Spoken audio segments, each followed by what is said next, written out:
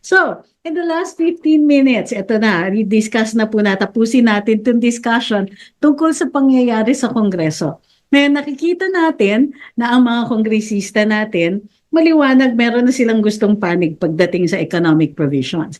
Pero meron din silang gustong panig pagdating dito sa voting jointly or voting separately. Diba? Nakikita natin na they're not letting go of this issue. Ayaw nila talagang bitiwan ang issue na ito pagdating sa voting jointly and voting separately. Kung kaya't ripe for speculation ang mga pangyayari. Dahil may naririnig tayong baka raw magka-Senate ko or palitan kung sino yung liderato ng Senado para maging mas cooperative sa Kongreso. Siyempre, powerful forces are behind this, politically powerful forces. And of course, ang gusto nila ay maging mas cooperative ang Senado sa kagustuhan ng Kongreso na voting jointly instead of voting separately. Magandang gabi po sa inyong lahat. Magandang gabi po sa inyong lahat. Let me just check if I'm live, ha?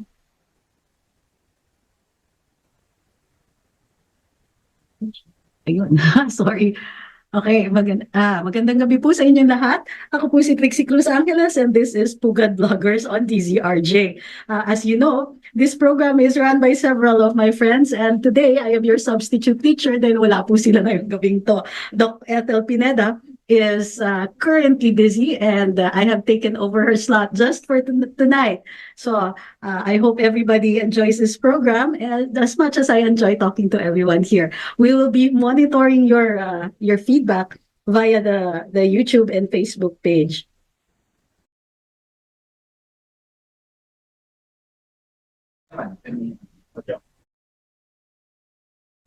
Okay, so we have two major topics for today and syempre ang parating bumabangga sa ating isipan ay ang pangyayari ngayon sa Senado at sa Kongreso. Bakit? Well, merong move para baguhin ang ating saligang batas. Ngunit mas exciting din po ang mga pangyayari doon sa ilalim o sa likuran, kumbaga, ng screen o ng entablado, which is basically what Congress and the Senate have become para silang programa. Sa halimbawa, sa ngayong araw na ito, nagkaroon ng Senate hearing sa Committee ng Women na pinamumunuhan ni Senadora Risa Hontiveros.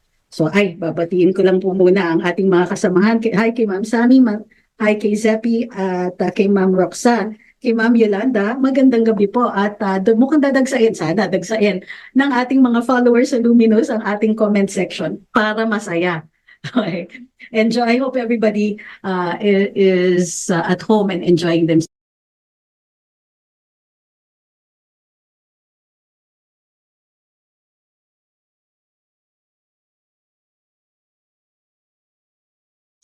Okay. So, patuloy po natin. Sa ngayon, nakita natin yung hearing na ipinamunuan ni Senadora Risa Hontiveros at ang kanyang pagkikilatis o i-interview, pag-examine ng mga saksi laban kay Pastor Kibuloy ng SMN of the Kingdom of Jesus Christ. Medyo uncomfortable talaga ako habang pinanonood ko yung kanyang hearing at pinakikinggan. Hindi lang dahil ang tingin ko dito ay medyo nakakaapekto po ng kahit anong legal proceedings yung ganitong napaka-publikong pagkikilatis sa isang taong hinahabla na at sa ngayon ay humaharap ng mga posibleng charges sa hukuman or sa DOJ.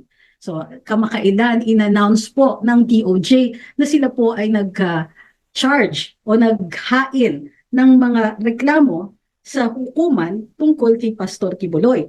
And while this is ongoing, habang magiging active ang kaso sa harap ng hukuman, kinikilatis naman sa Senado ang bawat galaw, ang mga practices sa KOJC, ang mga sinasabi, di umano o mga aksyon na ina-attribute kay Pastor. Bakit uncomfortable? Kasi hindi lang po tayo ang nanonood, kung hindi pati yung mga maestrado, pati ang mga posibleng magiging hurado, magiging judge sa mga kasong posibleng ihaharap niya. So, While this is ongoing, nakakaapekto po ng kahit sinong uupo bilang maestrado o bilang hurado sa mga kasong ganito.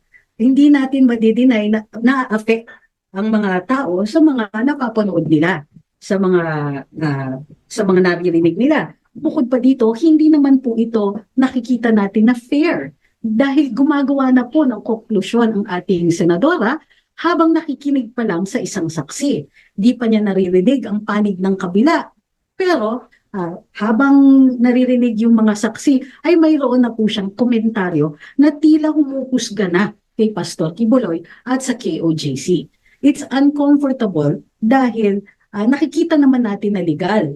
Bahagi ito ng power ng ating Senado, ng ating legislature, mag-hold ng inquiries in aid of legislation. Pero ang kini-question natin dito ay yung wisdom o yung practical aspect. Ano po ang magiging resulta ng mga ganitong klaseng hearing, lalong-lalo na sa mga kaso na posibleng magiging aktibo na sa hukuman. Posibleng makaapekto ito sa mga maestrado o sa mga hurado na mag-handle ng kaso.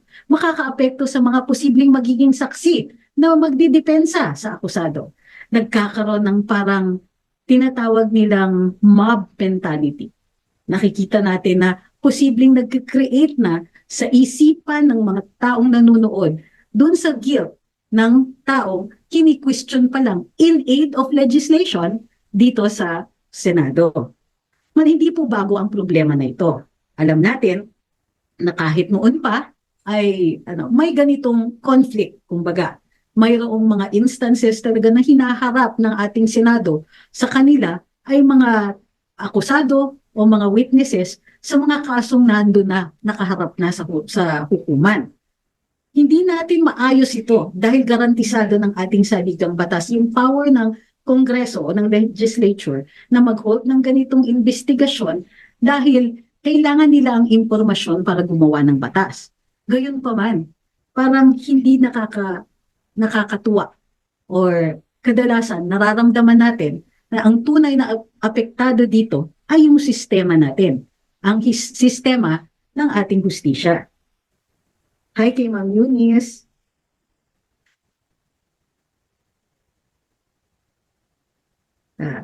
Binabati ko pati mga trolls eh.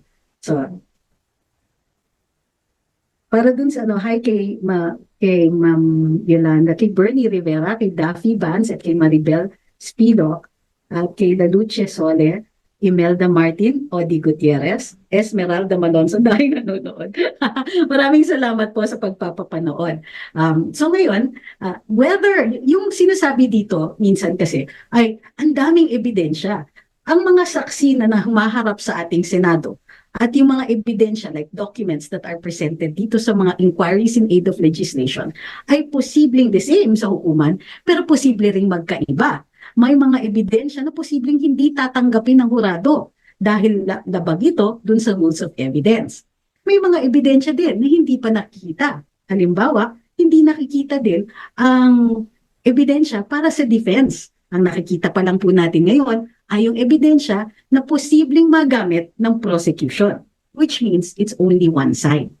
Uncomfortable, but still, kinikilala natin na legal po ang proseso na ginagamit ng ating Senado. Hi kay Will, kay Mima, kay Mulier, at kay Nympha. Nanonood din si Ma'am Tess at si Tagalinag. Okay? So yon. In the meantime, check ko, wala pa po tayo masyado dun sa ating YouTube. Gayon pa man, welcome po ang lahat. So, para dun sa mga nanonood sa atin sa social media, huwag pong kakalimutan, like, share, follow, and subscribe. Dito, nasa RJ po tayo, dito sa programa ng Pugad Vloggers. At kung may oras po kayo, check out my Facebook page sa Luminous by Trixie Cruz Angeles and Ahmed Paglinawan. Mayroon din pong Trixie Cruz Angeles na page. At mayroon din po kaming TikTok, Luminous TCA. Meron din po kaming YouTube, Luminous by TCA and AGP. So, if you want more of these kinds of discussions, tambay din po kayo sa amin when you have the time. Okay. Don't forget, like, share, follow, subscribe. Hi kay Ma'am Ena at kay Ferdinand de la Cruz. So, the gang is all here. So, bukod pa dito, nakikita natin din yung na nag-oppose si Senator Robin Padilla sa finding na in contempt si Pastor Kibuloy. Ngayon, may power nga ang Senado sa ilalim ng ating saligang batas to compel certain behavior at magagamit yung instrumento ng pag-cite in contempt para sa mga witnesses na ayaw sumagot o sa mga witnesses na ayaw dumating. Gayunpaman, I am also very uncomfortable with the idea na papatawag ng isang sekular na institusyon ay isang head ng isang relihiyon. Bukod sa, of course, may separation of church and state. Ngunit kailangan ilagay din natin, respetuhin ang paniniwala ng mga tao. So, ang pagpatawag ba ng isang pinuno ng isang relihiyon ay lumalabag dito sa separation of church and state? Ang isang simbahan po still operates under our system of laws, still operates under the Constitution. Gayunpaman, hindi natin mag-deny na maaapekto ang paniniwala ng tao na kalahok o kasapi sa isang relihiyon kapag nakikita nilang pinapatawag ng sekular na institusyon ang kanilang pinuno. Bukod pa dito, maaaring makaapekto din sa tingin ng mga kasapi sa ating mga institusyon ng gobyerno. Posibleng isipin nila na marahas o oppressive ang ating mga institusyon. Kahit maliwanag na legal ang gawain, hindi natin maiiwasan ang sama ng loob at yung pag-aapekto sa mga kasapi at pag-aapekto ng pag-practice o pagpili ng sarili ninyong paniniwala o relihiyon. It does affect it. Kahit anong pang sabihin natin. Kahit sabihin pa nating legal, may mararamdaman ang mga kasapi ng relihiyon na yon. At posible pang ma-argue natin na pakingialam di kaya ang mga pagkikwestiyon at pagtatawag sa isang respetado o nire-respeto ng kanyang mga kasapi, isang leader ng simbahan.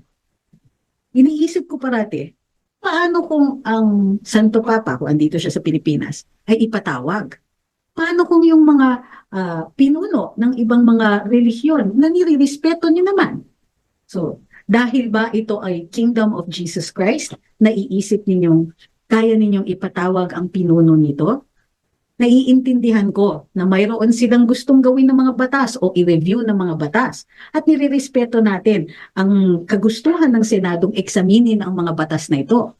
Gayunpaman, nasaan naman ang respeto para sa isang pinuno ng isang relihiyon na may mga kasaping naaapektuhan at nahahabag sa mga pangyayaring ito.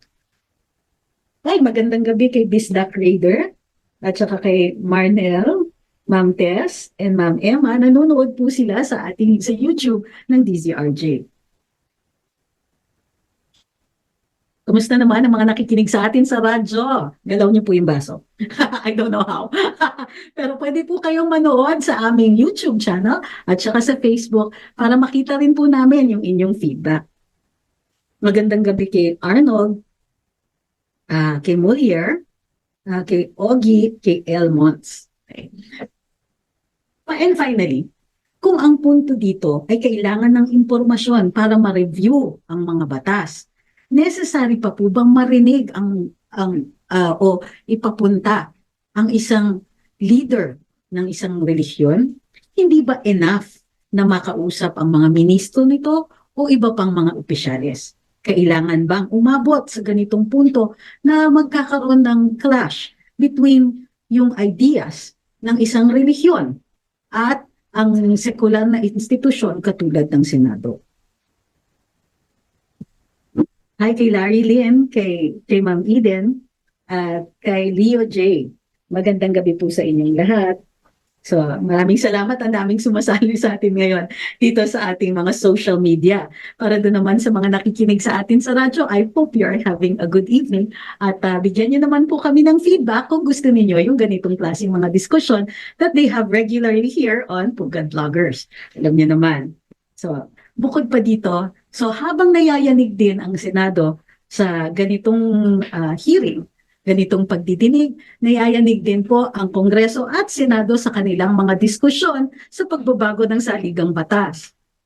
Controversial po ito kasi may ilang buwan na po na ano ba to, tila parang earthquake sa mga usap-usapan, lalong-lalo na sa social media dito sa pagbabago ng saligang batas. Balik tanawin natin, Disyembre mga 4 o 5, sinabi ni Speaker Martin Romualdez sa isang forum sa Iloilo na gagamitin ang People's Initiative para maresolba ang issue kung paano boboto ang Senado at Kongreso sa pag-propose ng mga pagbabago sa saligang batas. Hindi pa po na umiinit siguro ang ink dun sa resolusyon sa newsprint, sa pagbabalita nun ay meron na pong mga lumabas na mga signature sheets sa ilang mga barangay na naghihikayat sa mga taong pumirma sa kanilang pagsasang-ayon na baguhin ang Article 17, Section 1 ng Saligang Batas na nagsasaad kung paano babaguhin ang Constitution. Partikular dito sa pagbabago ay gustong ng mga tumutulak ng People's Initiative na baguhin ang voting. Gusto nila ay voting jointly, yung Kongreso at saka yung Senado, para magkasing bigat na lang ang boto ng isang senador at isang kongresista. Normally kasi, i-argue yan o ipipresenta yan ng Senado na kailangan voting separately. Dahil boboto ang Senado at kukuha ng 3/4 vote, boboto ang Kongreso at kukuha ng 3/4 vote. Kung hindi po magtugma ang Kongreso at Senado, hindi matutuloy ang proposal na baguhin ang saligang batas. Bakit gusto ng Kongreso ang pagbabago dun sa voting para i-clarify yung voting na ito? But wait, there's more. Dati, para magpanawagan na baguhin ang saligang batas, kailangan 2 resolusyon ng tag-isa ang Kongreso at saka ang Senado. Kailangan ang 2 kamara ay magkasundo bago mag-propose ng pagbabago sa saligang batas. Kaya nga dito sa economic provisions, hindi ba, mayroong resolution of both houses number 6 na nag-propose ng pagbabago sa economic provisions ng ating saligang batas. Hi kay Bicolanang Makulit at kay Raya Ikalingaw. Para dun sa mga nanonood, huwag pong kakalimutan mag-like, thumbs up nyo naman po, and share. Hi kay Niar. Hi kay Argus, kay George, at kay Nico, kay Ma'am Estrel, nanonood din po, kay Nelson, kay Joselido, at kay Kit. Magandang gabi po and thank you for joining us here on Pugad Vloggers. Solo flight po tayo ngayon. Nagulat ako kasi Pugad Vloggers ito plural pero napasolo ako ngayon. Gayon pa man, sana yung pagka-busy ni Doc Ethel Pineda, wag po masyadong madalas. Hi kay Ma'am Arlene Lopez. Okay, ituloy po natin. So, nagkaroon ngayon ng kontrobersya. Ang People's Initiative po, maliwanag ang magiging resulta nito ay ang pagbabaliwala doon sa boto ng Senado. Dahil mas madami ang nasa Kongreso at kahit ngayon pa lang kung tayo mag-slow vote, kumbaga, isample nga natin ang boto ng Kongreso. Alam natin kahit paano matatalo ang boto ng mga senador. Bakit nagdi-distinguish tayo? Bakit kailangan voting separately?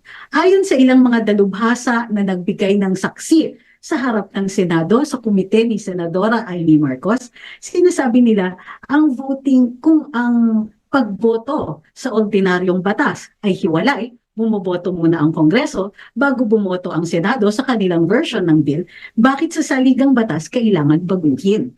Hindi ba't mas mahalaga pa nga na voting separately kapag ang pinag-uusapan ay yung pinaka-basic na batas ng bayan, ang saligang batas.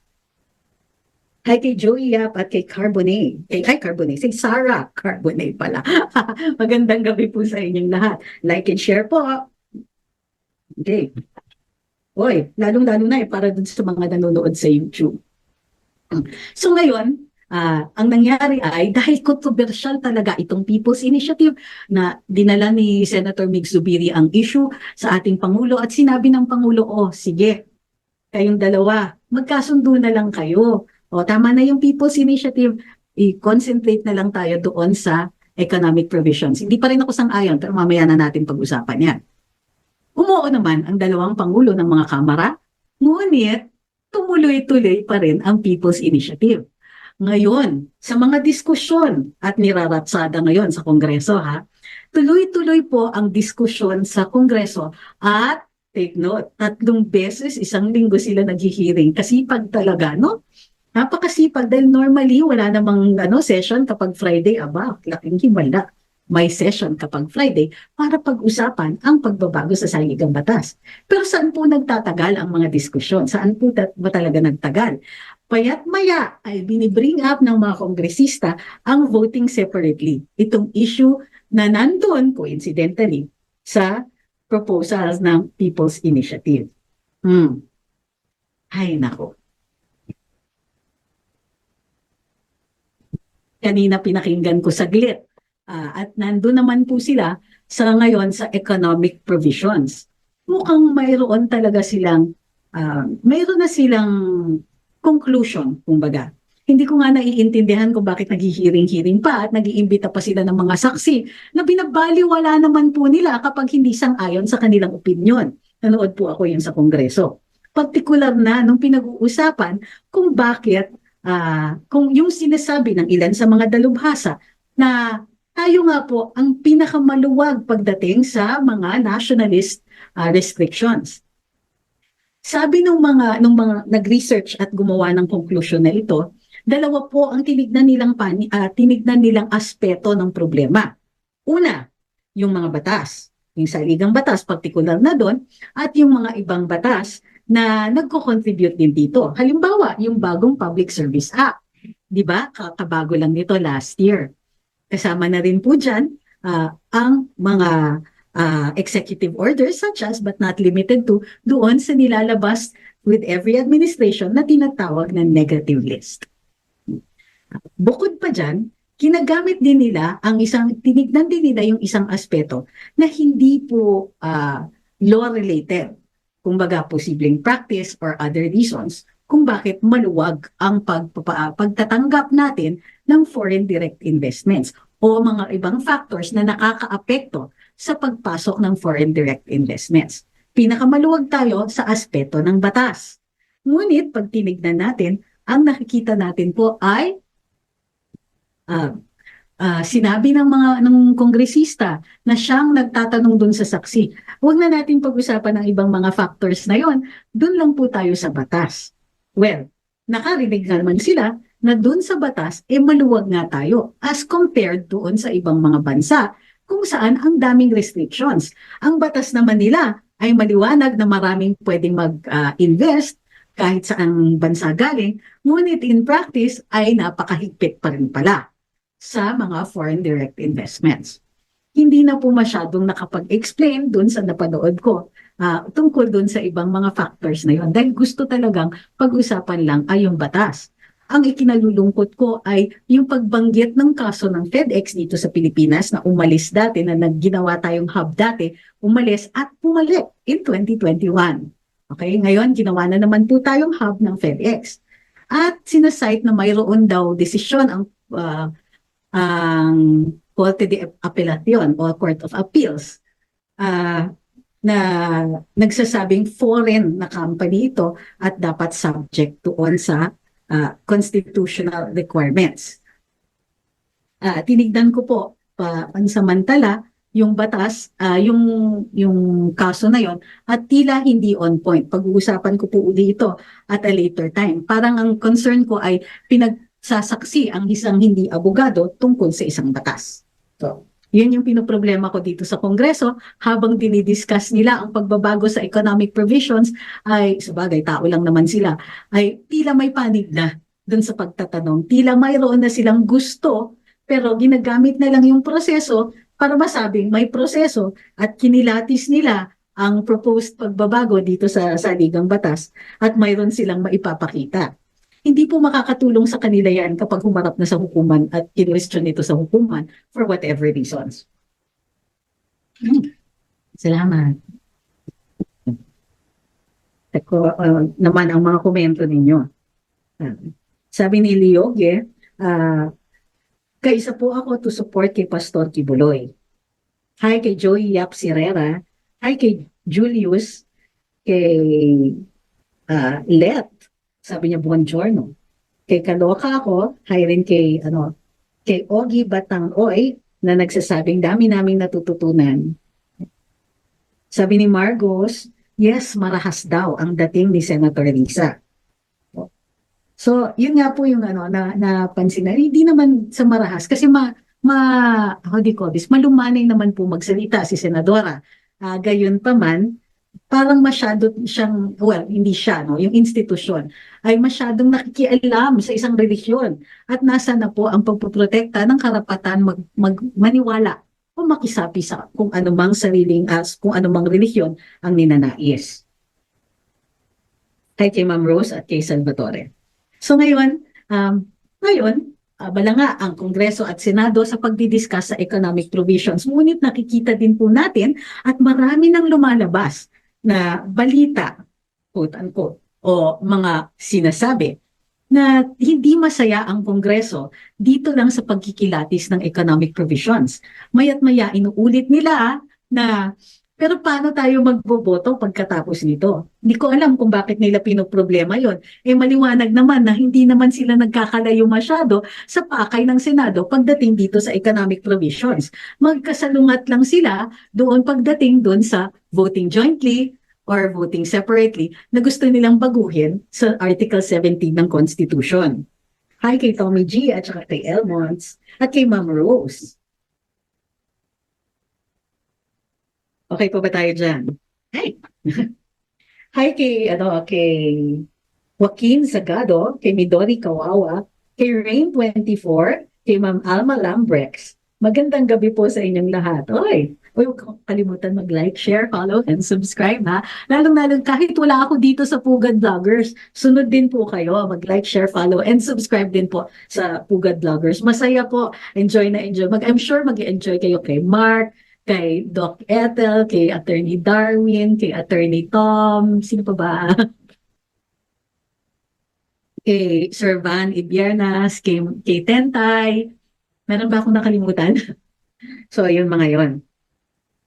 Hi! Parang ang daming nagulat. Hi kay Ronnie. Parang ang daming nagugulat na nandito ako. Hindi, pinapalitan niyo ba yung channel? Teka, hindi naman ito hindi naman to DWIZ. Ay, mali, wala na ako sa DWIZ. So, nasa DZRJ po tayo. At saka hindi po ito Luminous. Ito po ay Pugad Vloggers. Okay? Pasahin na maigi. Pero gayon pa man, welcome everybody. Natutuwa naman ako na ang dami ninyo dito ngayon. Sabi ni Elmons, yes, attorney, we want you to do more discussions on issues affecting the country. Of course, we plan to do that. So ngayon, sabi na may nagpaplano ng coup sa Senado. Coup, hindi may bangbang.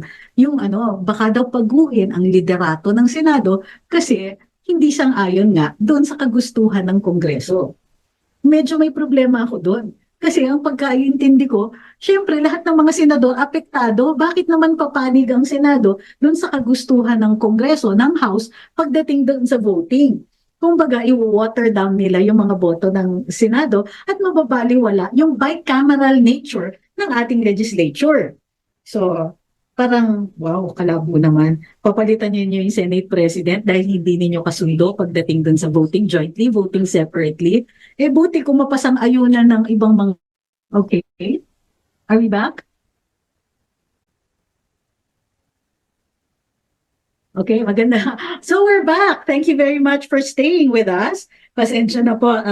These are one of those things that you can't predict. So, technical difficulties. So, according to the staff, who are very hardworking, by the way. Thank you very much for taking care of me. So, in the last 15 minutes, ito na, discuss na po tapusin natin itong discussion tungkol sa pangyayari sa Kongreso. Ngayon, nakikita natin na ang mga kongresista natin, maliwanag, meron na silang gustong panig pagdating sa economic provisions. Pero meron din silang gustong panig pagdating dito sa voting jointly or voting separately. Diba? Nakikita natin na they're not letting go of this issue. Ayaw nila talagang bitiwan ang issue na ito pagdating sa voting jointly and voting separately. Kung kaya't ripe for speculation ang mga pangyayari. Dahil may naririnig tayong baka raw magka-Senate coup or palitan kung sino yung liderato ng Senado para maging mas cooperative sa Kongreso. Siyempre, powerful forces are behind this, politically powerful forces. And of course, ang gusto nila ay maging mas cooperative ang Senado sa kagustuhan ng Kongreso na voting jointly instead of voting separately. Ito ay magandang antabayanan natin yung mga developments dito. In the meantime, ano pa yung ibang mga pangyayari? Ang ating Pangulo, in the last few minutes, ay at dapat pagtuunan natin ng pansin. Ang ating Pangulo bumalik sa Australia. Bakit siya bumalik? Di ba kagagaling lang niya doon? Kasi may meeting ang ASEAN with Australia, with Australia, kumbaga ASEAN plus Australia. Kasi may mga meetings talaga ang ASEAN with people in the region. So may ASEAN plus China, may ASEAN plus in this particular case, Australia, kasi concerned din sila dun sa matters where we share our region. Ngayon, ano yung reason kung bakit talaga ito pinapunta, in-invite ni Prime Minister ng Australia ang ating Pangulo na bumalik para andun siya sa ASEAN meet? Well, may nagbago kasi sa ating cooperation agreement with Australia. Ang initial agreement dati is, ano ba yan? Meron tayong comprehensive partnership na ngayon ay ginawang strategic partnership. Ano yung main difference? Well, number one, yung dating political issues, dating political relations aspect ay nalipat dun sa defense and security aspect. Particular na po dito ay yung issues sa South China Sea. Dati, ang concern is primarily lang nire-reaffirm yung mga joint exercises with may visiting forces agreement tayo with Australia and meron tayong joint exercises at ngayon, magkakaroon ng joint patrols in the South China Sea. But what really changed? Dati, ang deal, especially with ASEAN, nung ang ating Pangulo ay si Pangulong Rodrigo Duterte, nag-propose siya sa ASEAN ng Code of Conduct in the South China Sea. At matagal ang kanilang usapan with China at nakikipag-ugnayan din ang mga individual na mga bansa sa ASEAN sa China to come up with their own bilateral relations at relations pertaining to the South China Sea. Gayon din po tayo. Ngunit magandang idea ang Code of Conduct that will bind both ASEAN and possibly China to how we're going to behave dito to avoid conflict. Dati, yun pa ang nasa ating comprehensive partnership. Ngayon na naging strategic partnership, wala na po yung plano na yun. Instead, ang nagkaroon ay may kodigo ako. Sa strategic partnership, nagkaroon na po ng pagkakakilala sa South China Sea Arbitration Award. Bukod pa dito, pinasok din yung issue na nagsasabi, both countries recognize the importance of peace and stability in the Taiwan Strait.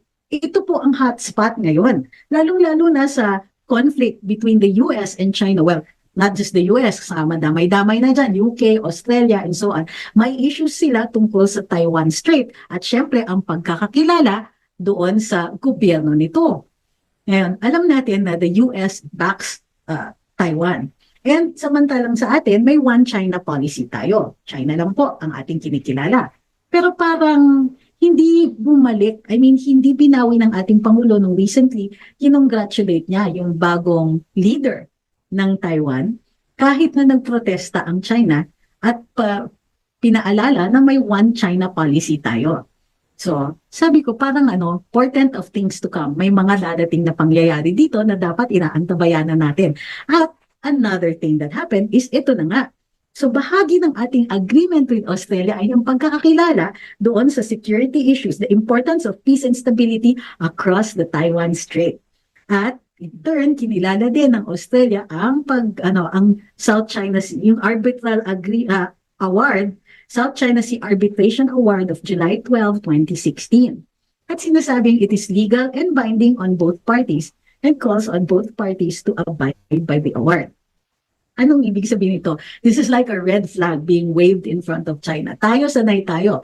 But to get on board with Australia on this one, medyo yung drift natin, kumbaga, yung policy drift natin from friend to all, enemy to none, wala na po. Pumanig na po tayo sa US, UK, and Australia. And this is evidenced by our defense and security cooperation sa strategic partnership natin with Australia. So, we'll take the last few minutes to read your comments and answer any questions that you might have. Hi kay Stephen Albert Emmanuel sa YouTube. Ang sabi niya, nice to see you live in Pugad Vloggers. Sabi ni Ma'am Leah, buti na lang nahanap ko itong page. Sabi ni Ma'am Nicole, good evening po sa lahat. Magandang gabi kay Ma'am Bicolanang Makulit at kay Rain24, both of whom are watching on our on YouTube. Doon naman sa mga nanonood sa atin sa Facebook, check ko lang po yung mga komento. Hi po kay Rando, kay Mami Nitej, kay Jason Chua, kay Sunny, kay Renato, who is watching from Oslo. So, mapagpalang gabi, sabi ni Rando. So, kung may mga katanungan kayo, this is now the time to do it habang ako po ay ang inyong substitute teacher dito sa Pugad Vloggers. Wala po ang mga regular teachers. So, ako yung yung sutil lang natawagan para mag-substitute habang may kinabibisihan ng ating mga magigiting na hosts. Now, huwag pong kakalimutan this second video also, like, share, follow, and subscribe to DZRJ. If you have time, like, share, follow, and subscribe to our Luminous page, Luminous by Trixie Cruz Angeles, and Ahmed Paglinawan on Facebook, at saka Trixie Cruz Angeles na page also on Facebook. We're on TikTok under Luminous TCA, and also on YouTube under Luminous by TCA and AGP. We hope to see you there. We're also on Rumble, and we have daily live sessions where we discuss and we answer your questions to the best of our abilities. So, sabi ni GQ Shariem, nagulat ako na ikaw ang host tonight. In-announce naman po natin at in-announce din po ni Doc Ethel ito. Sabi ni Ma'am Bicolana, di po aware mga kasutil about this page. Sana po pala nakapin na to sa Luminous. Ay ma'am, kasi guest host lang po ako dito ngayong araw na ito. Kumbaga, substitute teacher. So, nakikikayat lang sa mga fellow na kasutil doon sa aming mga pages na mag-like at saka mag-comment din dito. And naman, panoorin nyo din naman pag andito sina Fathy Mark at saka sina Doc Ethel et al. Okay, so, we're down to our final message. Para dun sa ating mga mamamayan, pinakamahalaga ang ating saligang batas. Dahil ito ang pinaka-basic na batas ng bansa at dito nagmumula lahat ng mga batas, lahat ng mga rules ay kailangan sumasang-ayon sa Constitution. Ang pagbabago nito ay isang subject na dapat pinakikialaman natin. Ito ay dapat parati nating sinusubaybayan. At ang galawan ng ating mga public officials is a matter of public concern. Kailangan alam natin, number one, we need to know that our officials are acting fairly in our interest. Hindi lang po para sa kanilang kagustuhan at kanilang mga interes. Kailangan bantayan, subaybayan, at makialam dito sa diskusyon pagdating sa pinaka-basic, pinaka-importante, pinakamahalagang batas ng ating bayan. So, habang nagde-develop ang mga pangyayari dito sa Chacha at sa ibang mga pangyayari sa ating legislature, such as but not limited to the investigation on SMNI and on Kingdom of Jesus Christ. Let's stay aware, let's stay focused, at paalala lang, kailangan lahat tayo ng ating bayan. We'll see you again soon, and thank you for joining me here on Pugad Vloggers. Good night.